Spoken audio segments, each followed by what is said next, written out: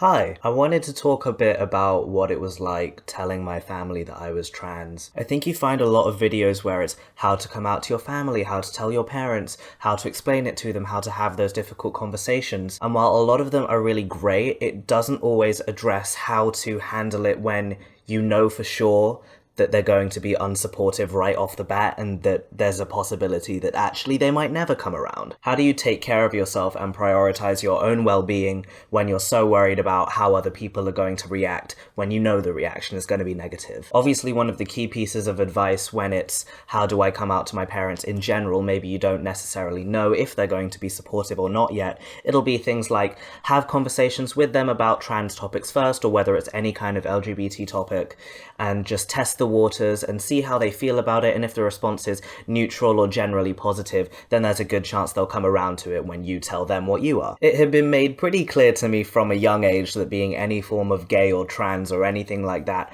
was not an accepted thing in my household. Sometimes even religious parents can end up surprising their kids by just taking a while to come around to it. I've definitely known religious trans people who received a negative response at first, but then after a while their parents came around to it because at the end of the day they love their child. And that's what I find a lot of people telling me, especially before I ended up telling my parents, oh, you know, at the end of the day they love you, they'll definitely come around, how can they not? And you want to think like that and you want to be optimistic, but at the same time there is a point to which you have to think about the negative consequences of it in order to protect yourself against what could happen. So my approach to it was very much expect the worst, hope for the best, but definitely prepare for the worst. I wasn't ever going to tell them unless I had a very strong support network of friends who I could go to talk to, who I could, could lend me a shoulder to cry on, even friends who could offer me shelter if I needed it for a while, a place to stay.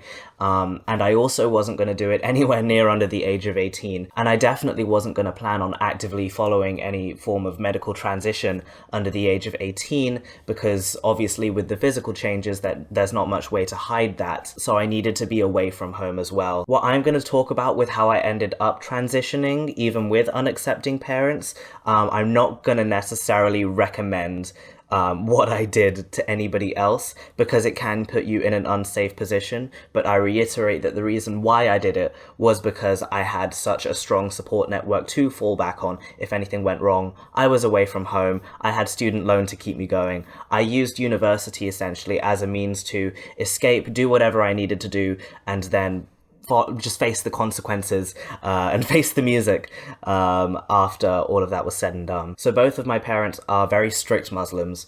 They pretty much follow the Quran by the book, by the word, and all of the surrounding texts and surahs and all of that. My mum is a lot more strict than my dad. She's very, very fundamentalist, and I think my dad takes a bit more of a yes, I have those beliefs, but at the end of the day, people are people, I respect most people, whatever. He has that sort of my beliefs are my beliefs, but I don't want anybody to get hurt over them kind of attitude. My mum is not the same. She would like to see everybody who disagrees with her actively get hurt. And I can safely say now, having operated in many Muslim communities, even though I'm not one myself and haven't been since I was 11, the vast majority of Muslims are very much not like that. My mum is an outlier and should not be counted.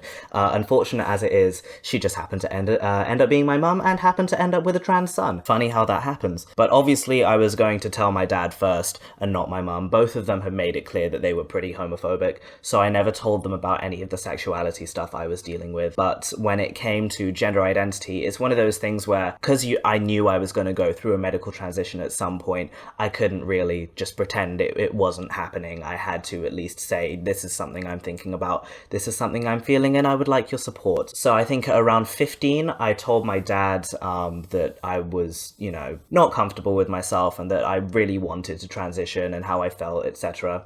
And he wasn't surprised because I've always been very boyish, but he obviously was upset about it. I think he was really, really hoping that it wasn't going to be the case. And then, lo and behold, of course it is. I kept asking him to help me out with gender identity clinic referrals, and he would never do it. I think he just wanted to keep me at bay and wait for me to change my mind. Because I think if he knew he actively said no, he was just going to upset me and make me really not like him whenever he said it. So he was just I'll do it, I'll sort it out. Trying to put up that almost front of supportiveness, really, but he would never do it. So I put in that referral myself because I knew my dad wasn't going to do it, because he wasn't really supportive. Every now and then I would keep trying to bring up the topic, but every time I did it, it would really upset my dad. So obviously, again, if you keep on acting like this is such a burden for you, eventually I'm just going to start doing things behind your back and not telling you about it. I tried to bring it up to my mum maybe twice as well. The first time it was a really, really horrible reaction. She accused me of being possessed by Satan and screamed at me and shouted at me and called me all sorts of names, which was not fun, but told me, okay, well, at least I got my reaction and at least she knows now. So it was either going to come from my dad or come from me. So, get that part of it over with. Maybe a year later, I try and bring it up again, but I try to do it slyly, even though I'm not actually religious. I still had to pretend to be with my parents, and I tried to bring it up from the perspective of like, I'm really devoted to Allah, but like I'm still having these feelings, and like, what do I do about that? What if these feelings never go away? And she's just like, oh, you should just keep praying, and eventually they will. And even if they don't, you want to go to heaven, right? And you're not going to get into heaven if you do that. So just suppress it for the rest of your life. And I was like, oh, okay, cool. So obviously, what am I going to do? I'm going to go and do it behind her back. It seems duplicitous, and it kind of is, but I wouldn't be alive right now if I hadn't done it. That's the honest truth. So if the price to pay for me staying alive and just generally being happy now than I ever have been before is that I have to lie to my parents a bit, then I'm quite willing to pay that price, because it's not like they've ever been all that accepting of who I am. So I don't see why I should tolerate their just unfair and not very nice beliefs. About a month before I'm going to leave for university, me and my dad get into a huge fight because I try to leave the house wearing shorts. Not like short shorts, like men's shorts that go like below the knee. But I'm Arab. I had very hairy legs even before testosterone. He wasn't happy about it. We had a big fight. He was like, if you're going to do that, then get out of my house. And so I did. I'm really lucky and thankful to have a super, super accepting neighbor. Lovely old lady who's, known my family since before I was born. And I was able to tell her everything that was going on. And so I just popped over to hers and pretty much stayed at hers for most of that month, just waiting for things to kind of blow over a bit until I would eventually go to uni, which my dad did take me down to and help me move into and all of that. The thing I think, especially with like brown parents in general, is they'll kind of treat all of this stuff like if we don't talk about it, if we pretend it's not there, it'll go away. So a month of me not talking to my family about it was enough, again, for things to blow over and for my dad to just take me to uni as if nothing happened. I think, obviously, part of not wanting to embrace any kind of change and pretend that it's not there is, of course, the belief side of it. But honestly, for parents, I think the even bigger side of it is just not wanting to see those little expectations that they had been hoping for 18 years grow into something that, they didn't see for their daughter at the time. Because I knew loads and loads of Muslims who were accepting of my identity, usually the ones my age, but we were even friends with Muslim families who the parents knew what was going on with me, and they were still accepting, and a couple of them even called me by my preferred name, because they had that detachment. It wasn't quite so personal for them. They were able, even if on a belief basis, maybe they didn't agree with it, at the end of the day, they were kind of able to just go, yeah, what skin is it off my back to just call him Isaac? What's the problem? But obviously it's much more personal for my parents. I think that's something worth noting. I don't think religion is necessarily the obstacle, and that you can absolutely be religious and be LGBT. You can absolutely be religious and accept other LGBT people, because at the end of the day, faith is something that you choose to have. You choose to be accepting of somebody, or you choose not to. And even if you make that conscious choice to not be accepting of other LGBT people, it doesn't impede you being able to just respect and tolerate and live amongst other people like we would do for you. I'm definitely not going to tell my parents to start believing anything any different, just as I would want them to not tell me to pretend to be somebody that I'm not. We have to work on a basis of mutual respect. So I kind of just wish I had that from them. But anyways, moving on to how I did end up medically transitioning, I went on testosterone without telling either of my parents that I was going to do it. Not something I would recommend doing, but definitely something that, again, I was in a good position to do financially with student loan, and just now moving to London, being away from my parents, and having a good enough support network to fall back on if they cut me off fully. I specifically waited until my voice had already dropped and I'd already gone through quite a few irreversible changes, so maybe I was like 5 or 6 months down the line, I think, to tell my dad, because I didn't want him to think that there was still time to go back, that he could still do something, that he could still, I don't know, move me back to the hometown and take me off of hormones or whatever. I wanted him to know, no, this was it. And I want him to see that I'd gone through the irreversible changes and that actually I'm still the same person and I'm very, very happy. I wanted him to see the boost in confidence that I'd had. I wanted him to see that I was still treating him with respect. I was still a nice person. I was still very much sane, well, as, you know, sane as I usually am. I wanted him to see all of that after the fact, because then he just had to accept it for what it was and face it. I went to my hometown one holiday. I met up with him for coffee. He heard my voice. He was like, what happened? I was like, let's go and get coffee and I'll explain everything. And he was very upset about it, of course. He was pretty distraught. But, you know, we still spent the day together. We still talked, and I tried to make it as normal as possible. We would just, you know, talk about uni, talk about whatever's going on. I could see that he was shaken up, but I think also just talking to me normally was also helping in a way. And I could kind of see that he was going to be able to not accept it, but get used to it. And to this day, he still doesn't call me the right name. He still doesn't call me the right pronouns. But at this point, that's more embarrassing for him than it is for me, especially when it's in front of other people. They're like, what is this old man mixing up his words for? As for my mum, it's a lot more difficult, but it's also exactly what I was expecting. I haven't spoken to her in like maybe 2 years now. And every time I go back home to see my dad, my mum just doesn't talk to me. She doesn't look at me. She pretends I'm not there. If she has anything to say to me, she will do it through my sister or my dad, which is funny because she'll still make food and for me and feed me and when I'm there and all of that. But she won't talk to me or acknowledge my existence. And I, again, wonder if that's just that religious duty thing of, oh, a mother has to take care of her child.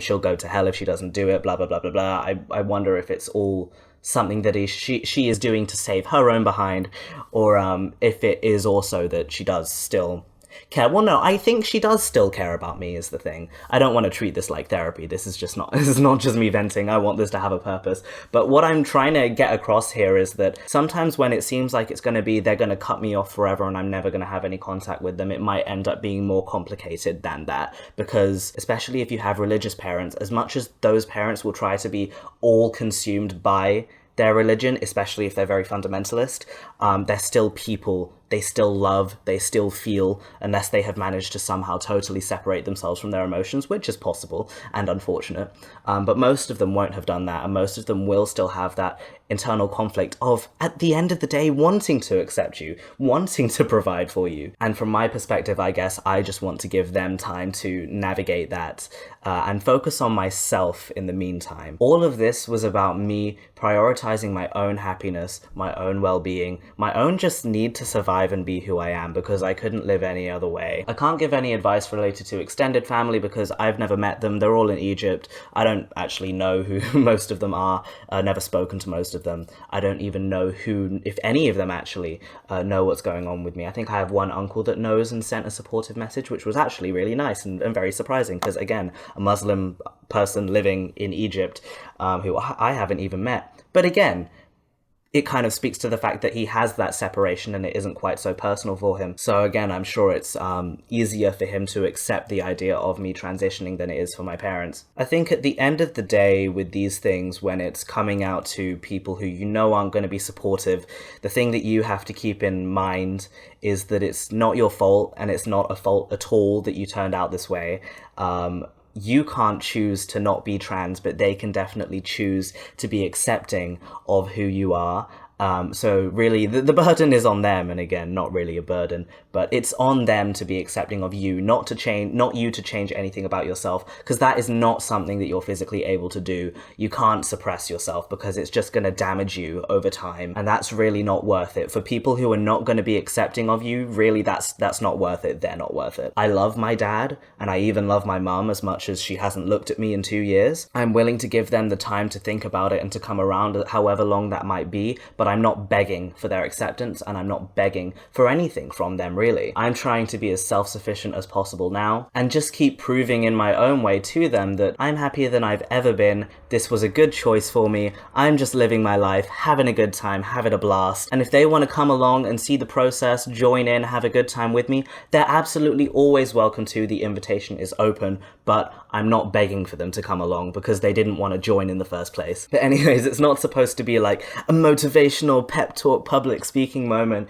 It's more just like, you have to look at the situation realistically. I don't want to sit here and tell you like, no, they'll come around, everything will be fine, because realistically, that might not be the case, but there is definitely a way to deal with it and process it and take care of yourself while still acknowledging, yeah, they're probably not going to be accepting. It can be fine. I'm not going to say will. It can be fine. You just have to prepare for it and hopefully put yourself in a position where you will be able to handle it when it comes around. And don't rush into it before you have that support network in place, please, because then you just put yourself in a really, really vulnerable position, and then that might not be worth it. So I'm just emphasizing that to say this is not me telling you, like, tell your parents, it'll be fine eventually. It's me saying exercise caution, prioritize your safety, and take care of yourself. I could have sat here and made this video specifically about scripture and how you can convince them that actually being trans is okay. Honestly, that's not something I really have time for. I don't want to sit around trying to convince people that, yeah, everything's going to be fine, because if they were going to come around in that sense, then they'll probably be willing to find that information for themselves and try and reconcile the two things for themselves. But people who cling on to religion specifically as a reason not to accept LGBT people are usually not going to go through that process in the first place, and if you try to confront them with that information, they're probably not going to listen. I tried to do it a couple times with them. That's just not something that was going to work. I had to go at it from a perspective of, well, if there are no trans people in your life who you can see as an example of somebody who is just living, doing their thing and being happy, then I guess I will just have to become that for you, and you can deal with it however you want to deal with it. I'm just doing my own thing. I'm sorry if that was quite rambly. I didn't really write a script or notes for that. I just wanted to kind of get out what happened, how I felt about it, and how it might help you maybe. I hope it might be helpful. I know it's kind of a touchy subject, but I think with touchy subjects, it's always good to have more input and views and opinions and experiences out there in the world for people to think about, I guess. So there's that. But anyways, I will wrap it up there and talk to you soon when I do 6-month top surgery update video. I'll do that at some point.